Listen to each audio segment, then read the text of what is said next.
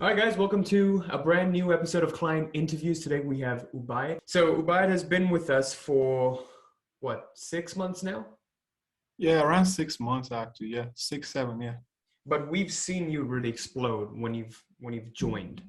Like yeah, literally right about the first month when you've joined, your results have just it's been absolutely outstanding considering what kind of situation, what scenario you're in. So just to give a brief highlight, I'm just going to share my screen real quick.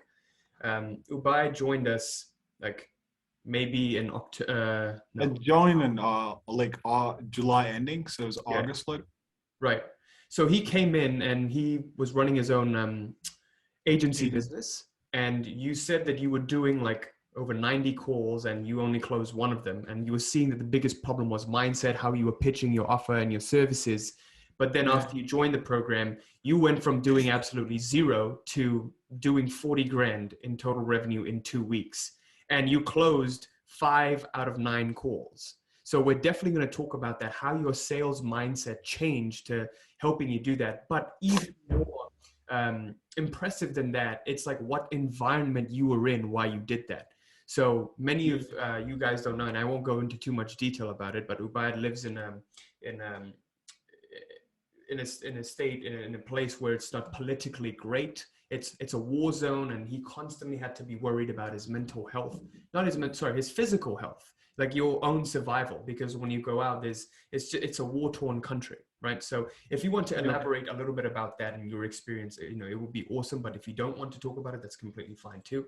But Ubaid is someone who just turned 18 and living in these conditions, which was absolutely impressive. But then we saw you transition from the agency business to starting up your own coaching offer because you saw that you weren't too passionate about that. And Yeah. then you grew your coaching offer to what? And From, we grew like $16,000 in like 8 days of launching it. yeah. Yeah, And I think you just mentioned that a couple of days ago you did a 10K day. yeah, like literally 2 days before we had a $10,000 day. How does I just want to know how does this 18-year-old do this? I mean, honestly, there is like age doesn't matter at the end of the day. It's just like what do you do and Yeah. what you get. It's like input and output, right? So I can be like 30. Like I never had that age kind of limiting belief that I'm 16 or I'm 7. Like for example, when I was young, I became a software developer at age 16. Like, I was a full stack developer at that time. So I never really had it. But what I had was personally, like there was just something like a voice in my head. It was like, you're gonna fail. And I always had that. Like always. Like all the 90 calls, it was actually 120 calls. Mhm. And every time I used to be on that call, like I actually went from 0 to 6K in 20 days of starting my agency business. But then I got stuck for 5 months. And it was all because of that one thing, that one voice that you're gonna fail. I'm sorry, like I'm feeling kind of nervous by saying this, but yeah, this is exactly what was the voice. And once I fixed that, once I reprogram my mind, everything just fixed itself, to be honest. That's amazing, dude. So I just want to know, like, what motivated you to jump into the program in the first place? Like, how did you even find out about this? How did you find out about me? Like, and what made you at that point? Because I know where you live, like investing what you invested in the program, it's a lot of money, right? But Yeah. not hesitating to do that, just going ahead, jumping on with it. Like, what made you do that? How did you find out? If you could give us a brief context, that would be really great. So honestly, bro, like, what happened? Are you there? Yeah, I'm Yeah. here. Can you hear me? So I thought like the call ended, but honestly, like, truth be told, I actually saw you when I was 15.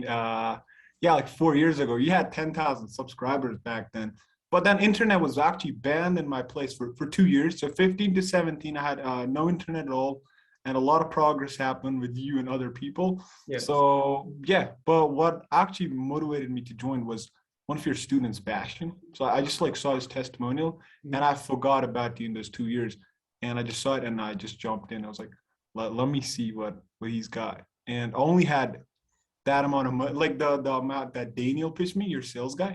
That Yeah. was the only amount I had. But in my mind, I was like, what's gonna happen? Like, it's Right, just like right. I ridiculous. respect that, man. Like the appetite, that kind of appetite for risk, because a lot of people nowadays they're afraid of taking any risks, right? And when you don't Yeah. take any risks, and I don't think like it should never be one way or the other. It should never be extreme risk or low risk. It should be somewhere in between. You know, you got to expand your comfort zone every single day. And the only way to do that is to take risk. So, I mean, I guess what I'm trying to ask is like, were you always like that? Like, did you always just jump in and you just went all in, or do you feel that you were more conservative? I'll be honest, like, yeah, like I always took risks. But since I was young, I just like I dropped out of high school when I was like 50. Like I Okay. went to school since 50. So that kind of mindset always had it. Yeah. So I didn't really like I couldn't understand when people like, oh, I don't want to take risks. I don't really Yeah. understand that. Because to be honest, I don't really feel danger. I don't know why is that. Probably because I was born. Like I got arrested. I don't want to Probably. say this, but I got arrested when I was young, like 15 years old. I was in jail. So I don't really feel danger, and I think that's like one of the benefits that I had. I always like took risks. I don't even think about it. So yeah. Right. Right.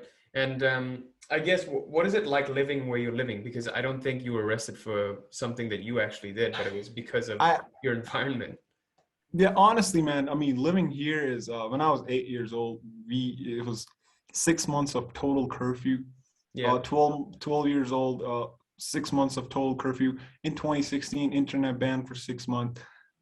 Pellets, guns, like you never know what's gonna happen. Like you can just get arrested for anything. Even posting in social media, you can get arrested, because Yeah. there is no freedom.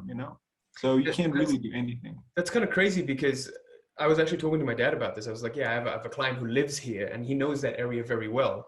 He's like, yeah, he just went from like 0 to 40K a month. And my dad was like astounded. He was like, what? Really? He lives in a war zone? Like, because for most of us, this isn't a reality every day. Like, we step out of the house, we don't expect to get shot or we don't expect to get caught up in a crossfire, you know? So, just changing your mindset in an environment like that, I think is so much more impressive, than just like living in a comfy, cushy, I don't know, like I'm in New York right now and I look around me, I'm like, I could just step out. There's no danger. There's no Yeah. immediate danger to my health. So I guess what was it like for you? Like what sort of thoughts go through your mind every single day? Because you told me the other day that one of your friends, a close friend of yours, he passed away. He committed suicide. So Yeah. Yes, it's like a very low vibrational like environment that I come from. Mhm. And truth be told, like all these bad things that happened to me, I mean, honestly, I just took it like either it could be the greatest blessing of my life or it could be the worst curse. And for example, like when I was 9 years old, there used to be teachers in my school who literally used to put a hot knife on my hand, and my hand used to get burned Yeah. for weeks and weeks. And my mom used to give me toothpaste to literally cover that pain. So I come from that. But I took that instead of taking it like, oh, it's like trauma, it's dead, I'm traumatized. I took it like, you know what? If I can bear that pain at 8, 9, I can do anything. So I took it as a blessing, honestly. Even going into business, I'm like, if I live in a place like this and I'm surviving, business is not a big deal. So perspective, yeah. That's pretty huge looking at it like that. And I think like in our immediate environment right now, a lot of maybe the audience is watching this, it's very comfortable. We don't have to go through that. So that's why the business feels huge, or like the relationship problem that we have feels huge. But then when you put it into perspective of what people are actually going through, every single day, some people don't even have food on the table. They have to Yeah. hunt and they have to like, go out of their way to find food. They don't have electricity. They don't have work, water, or they live in a war zone. When you think about those things, it makes it feel like, all right, business is a piece of cake.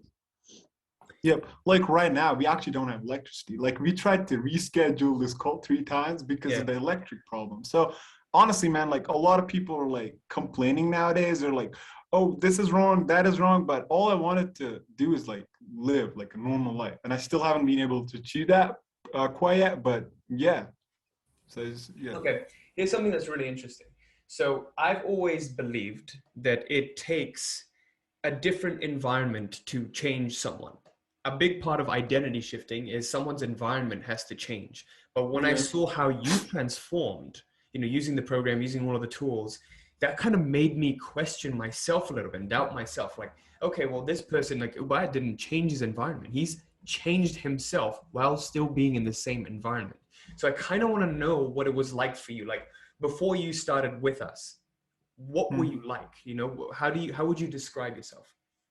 So, truth be told, I was actually a skeptic of this whole manifestation mindset. Like, I was one of the guys who was like, mindset is BS. I'll just be super honest. Because I used to like think about all the things. I'd be like, oh, there's this guy who made a $1 million, but his mindset is it's not good, you know? So I Yeah. used to give those examples, but uh so yeah, I when I hopped on the call at that time, I was actually like telling him, I was like, dude, I mean, I don't really believe in this, but I'm still gonna do it to see how it is, test it.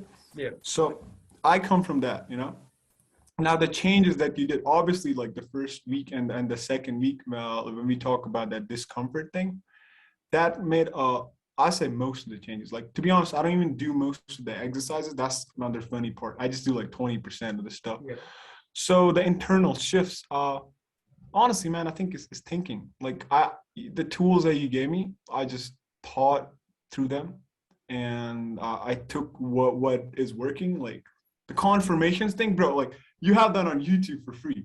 Yeah. That helped me a lot. Like that's the like I think that helped me like 80%. You know. Hmm. So anybody who's watching this, take that. That's good. You know. The confirmations. The confirmations, yeah, that's it. Because it changes your attitude towards Yeah. things, Can you and give me an that's example what of I think. how that helped you out? Yeah. So, like I said, for example, I took that.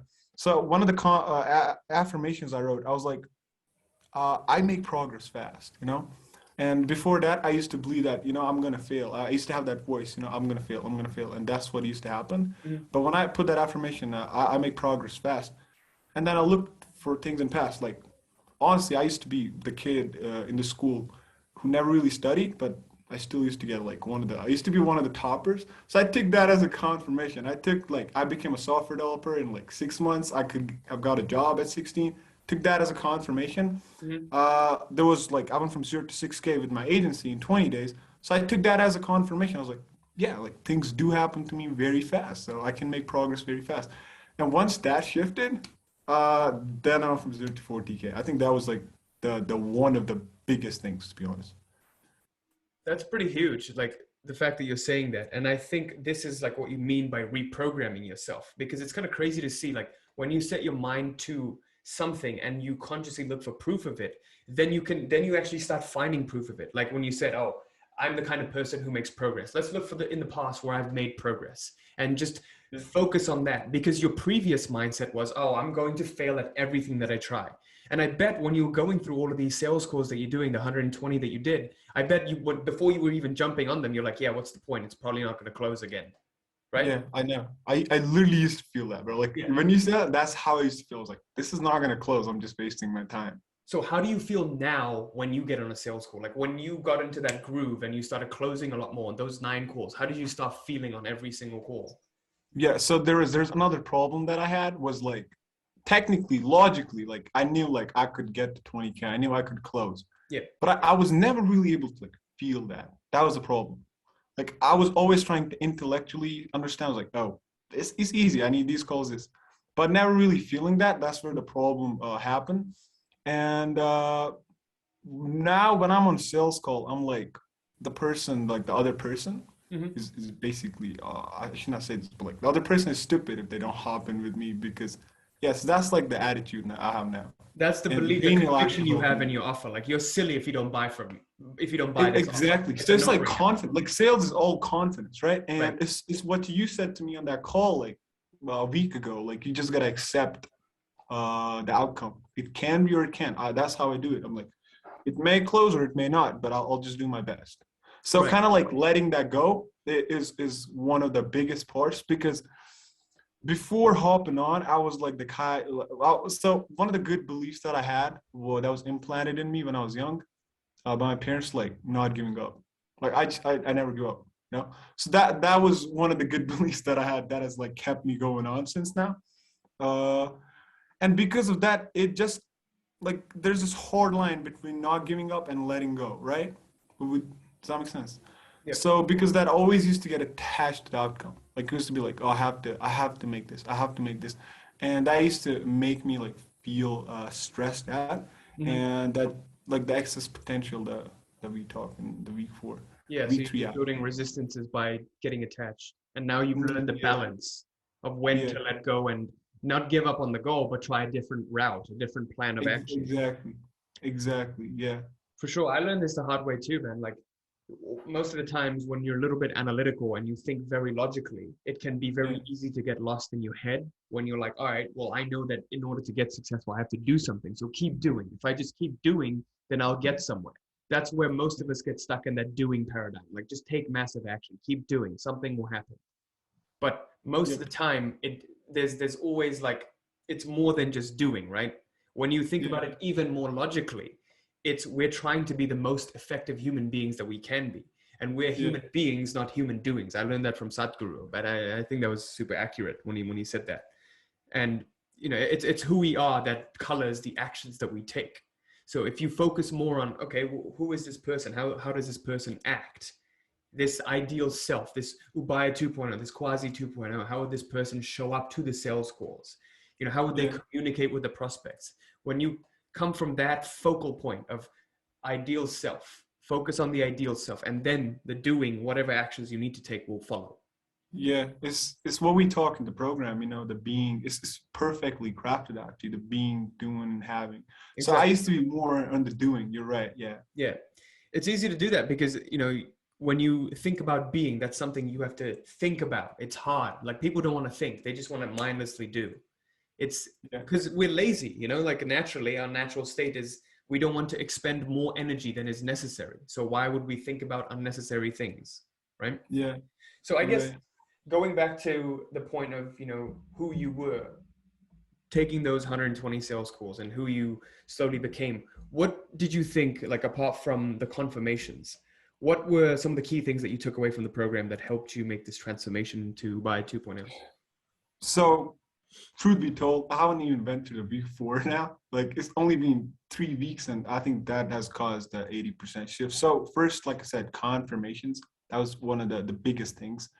And actually getting myself into a state of feeling, and that comes when you be that person, being. So I was in that doing paradigm, and because that always like logically do stuff, but when I became that person, that's where I actually used to like feel that, hey, I can do this. And yeah, so adapting that paradigm, confirmations, and honestly, man, like letting go. But when I say confirmations, I don't mean just like you have an affirmation and you find like confirmations in your past.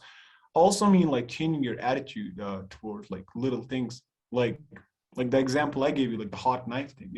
Like I took that. I was like, oh, if I can literally bear that pain, which was so painful back then, like, dude, one of my teachers literally broke one of my left fingers and it's still not working like 100%. Doctor said it. At that time, it can't be fixed. So I took that as like, oh, I've gone through this pain. I can do business as well. So yeah. That's insane. If that happened in the US, that teacher would go to prison.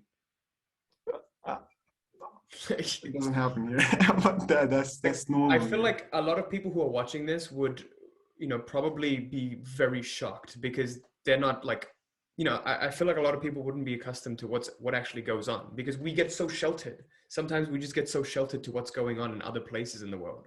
We just like focus more on the current events, what's going on with the pandemic, etc.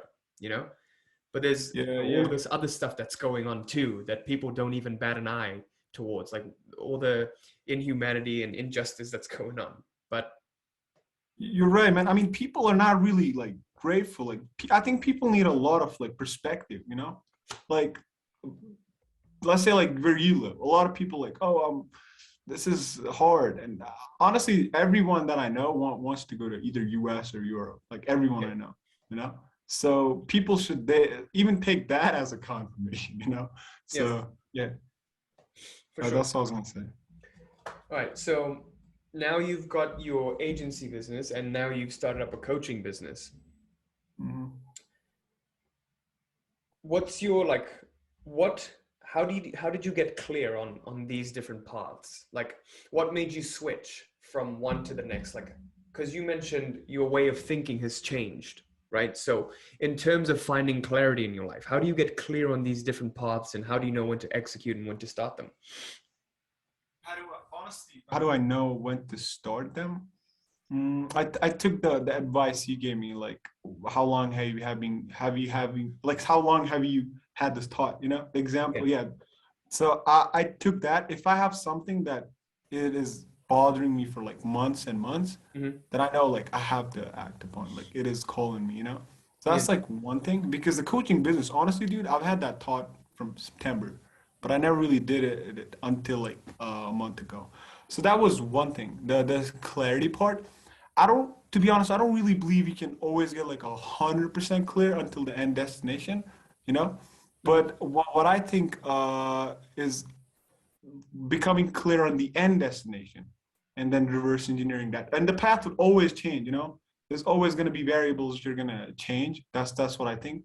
So yeah, I don't really think you can get like 100% clear on the plan, but you can definitely get clear on the end goal. So yeah. So what is the end goal for you?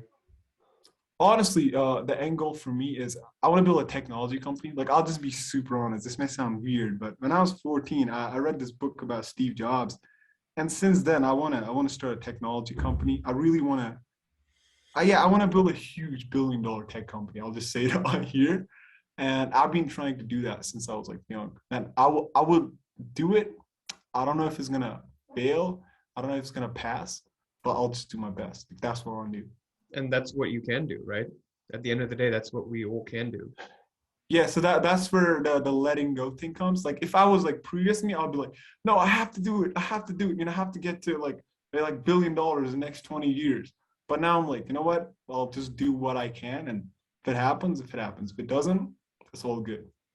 So What were yeah. some of the biggest epiphanies you've had as you've gone through the program and as you've like become and changed into a different person? What are some of the biggest fitness? I'll tell you. Becoming comfortable with like not having the end goal that you want. So yeah, What like do you mean by becoming that? comfortable with failure.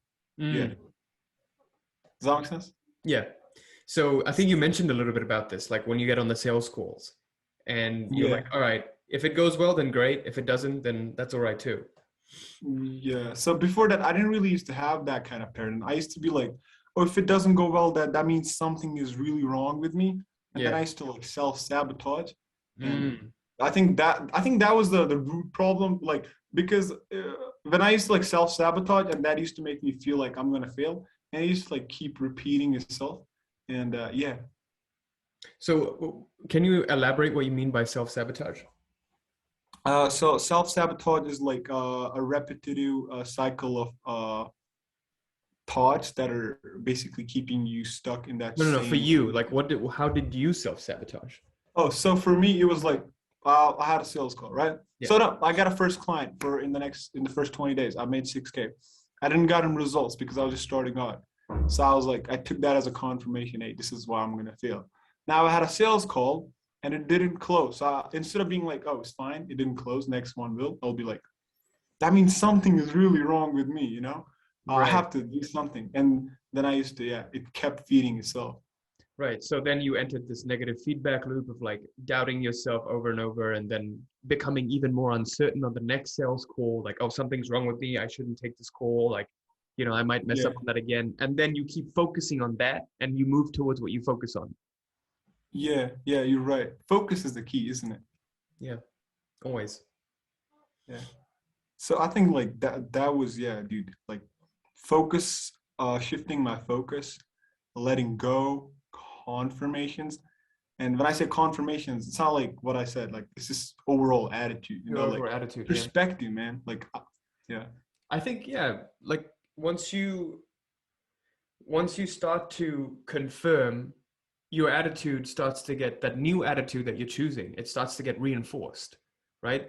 Like the new programming, the new way of looking at life. So for example, in the past you looked at life as like, oh, nothing goes my way, and then you found proof of that because that's what you're looking for. Now you're like, I'm making progress, everything is going my way. Then you find proof of that, and now your whole attitude changes anyways. And now Yeah. it's kind of like you're in a relationship, and when you're in a relationship you look at your partner's like little things, little flaws or something, or little insecurities, and you're like, oh, that's cute, because you're in love and your love is coloring like all of the insecurities and everything. That's what I was Yeah, thinking about yeah. right now. But then once you break up and the relationship ends, then you look back at those insecurities and flaws that the other partner had, and you're like, oh my God, oh, why was I with this person? Oh, all of these things were red flags. But you ignore these red flags when you're in love and you're colored. Your attitude is colored. Yeah, So it just you're goes to right. show how subjective like our perceptions are, right? Like we can overlook the bad things in our lives because we choose this new attitude with this new, and we find new confirmations of it. Yeah, I mean, honestly, like I don't really think we can become totally unbiased. So that's used to be my position before hopping like with you. Yeah. But now I'm like biases can either like break you or make you. So I try to be as much biased as possible. Definitely. I And think you should be biased. That's what reality creation is, right? Being biased, exactly, being you're subjective. right. Reality is subjective. Reality is subjective. Yeah, it definitely is. Hmm. So let's look at other areas of your life. Like, we talked about business and how that changed. So as you went through reality mastery, as you've gotten these tools and you've started applying them, and I've also seen you become like, I know you said you haven't like used the program a lot, but I think you've come on the Q&A calls quite a lot and asked a lot of questions. Yeah, I think that's where like most of the value is. Yeah. Yeah. Cause I believe like with the calls, you can get direct feedback based on your own custom like question and get custom solution, while the program itself helps you with the principles and learning those, and then you come on the calls and you get the principles applied for you. But what I was going to ask was, what other areas of your life have you seen any changes or any improvements in? Because I know we were talking about health at one point, something about maybe smoking or anything else. Yeah. So in terms of like personal life, in terms of personal life, honestly, like I'll be honest, like I haven't really applied that much, like all this stuff in my Yep. personal life. I've shifted my relationship to my own self. Like that has changed, like Yep. how I used to treat myself. But like when it comes to other people, I'll just be super honest, man. Like I haven't really done anything in that. So yeah, sorry to disappoint you on that, but I haven't No, done anything. that's what we're here for. We're here to get your honest like feedback on how your life has changed and just you honestly sharing. But how about Yeah, health or any other area of your life? Have you seen anything change? yeah. I think emotions. Yeah, definitely. What do you There's mean? been a shift in my emotions, and I'm more relaxed now.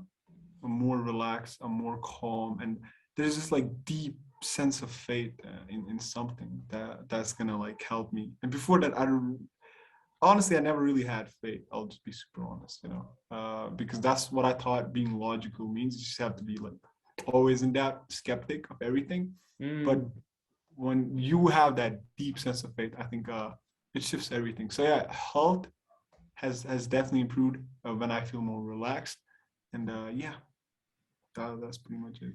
So you said that you didn't have a lot of faith before and you're more logical. What Yeah. helped you?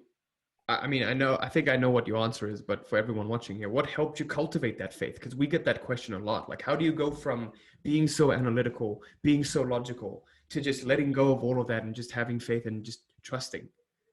I mean, so it was, I'll be honest, that answer for me is also like a little logical because I was like, you know what, my current model of reality is not working at all. So let me like test another model.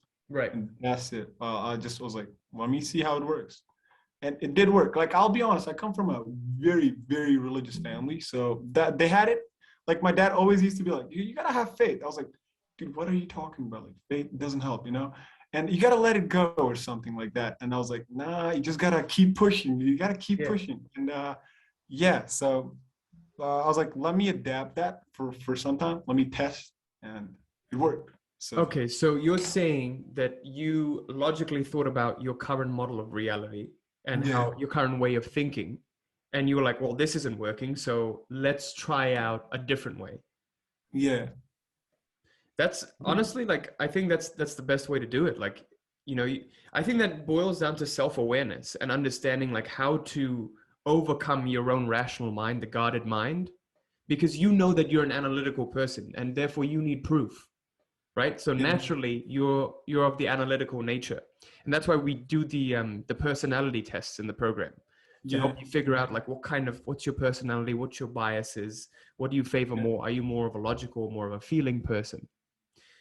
So it's interesting to see that you use that logic to your advantage rather than detrimentally working against you. Yeah. I mean, do you know what an axiom is? I mean, An axiom? yeah. Yeah. So yeah, and if you know like epistemology, and you can have reasonable. So I was like reading that, so you can have reasonable beliefs, without actually having like a proof about them. So that's what I did. I was like, I try to live life with more like an axiomatic. I try to live more like an axiomatic life, and for all of those people who don't know like philosophy and all that stuff, an axiom is basically very like presupposed logic, where there is no logic.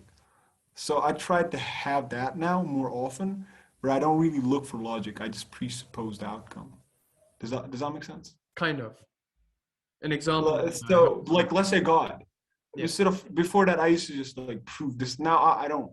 I just like presuppose it. right. That's what faith means to me.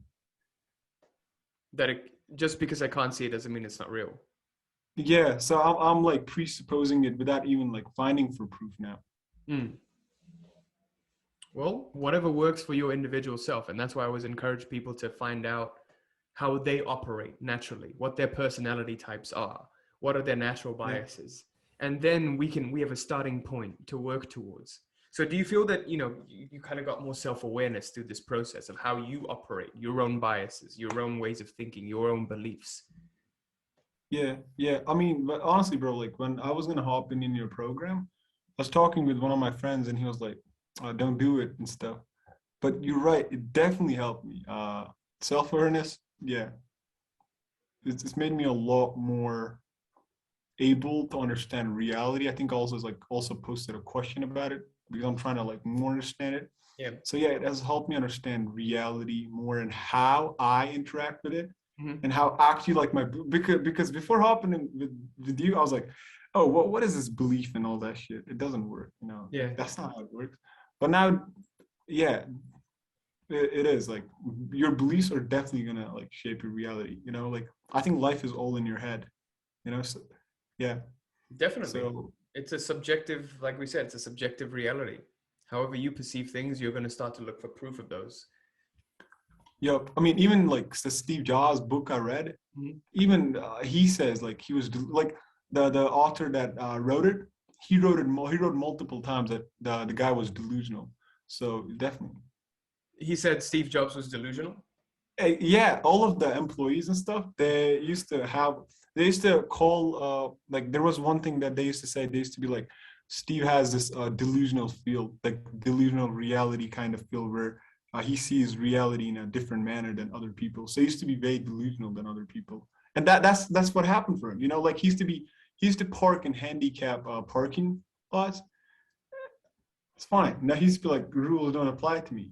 So, and yeah, that definitely shaped his reality. So you're right. It's hilarious. It kind of reminds me of Elon Musk too. Like if you look at, like, I was reading one of his autobiographies, and I think one of his ex-wives, was like, it's like you are in Elon's world, and Elon has his own world, and you're just a part of it.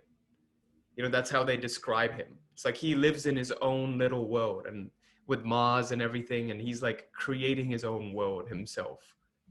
Yeah, And his like resolve is so strong, his intent is so strong that he's like manifesting it into reality.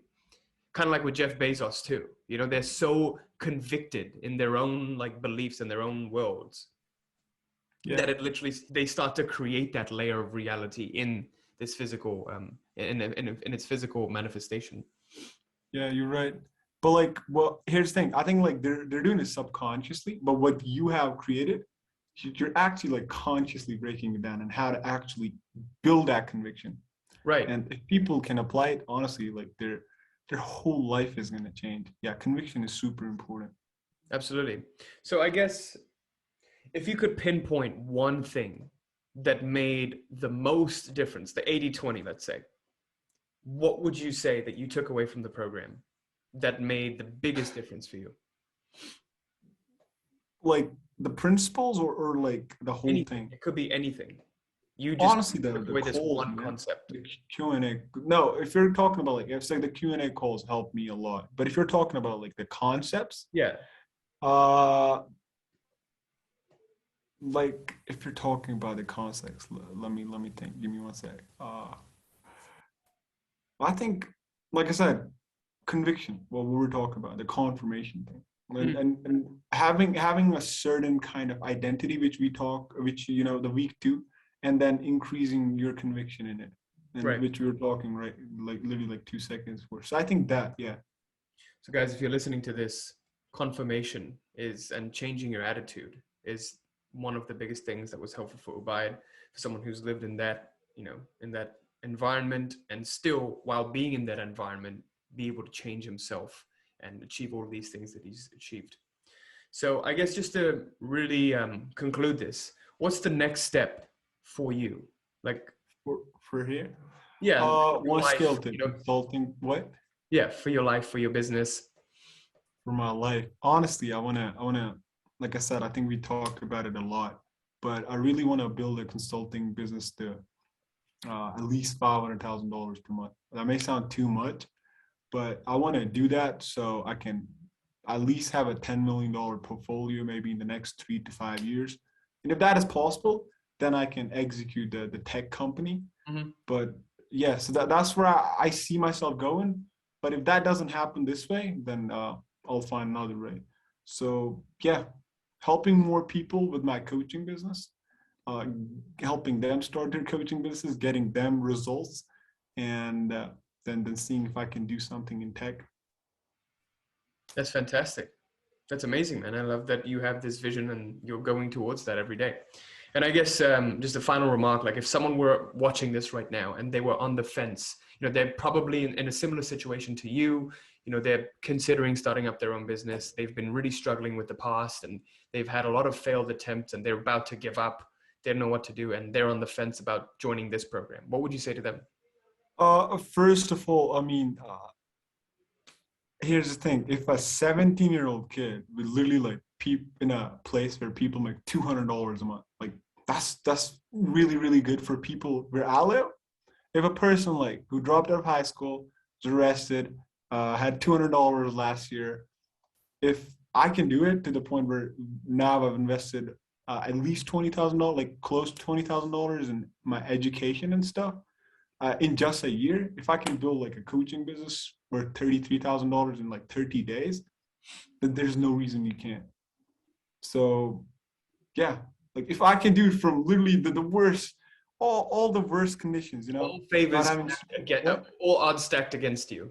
Yeah, not like even like we didn't even have internet. Like when I first started my agency, it was last year July, not last year, it was like 2020 July. That time we didn't have internet and all that stuff, so I had to wait. So if I didn't have internet and I dropped out of high school, I haven't went to school since I was like 15, and people here are they're way more than what people are there. So that's the second, third thing. If I can do it from here, there's no reason you can't. So yeah, like I'll say like there's one quote that I remember from Napoleon Hill. It's like successful people make decisions really fast. Well, people really unsuccessful usually procrastinate on it. So if you want to be unsuccessful, procrastinate on it. But if you don't, then do it. So yeah.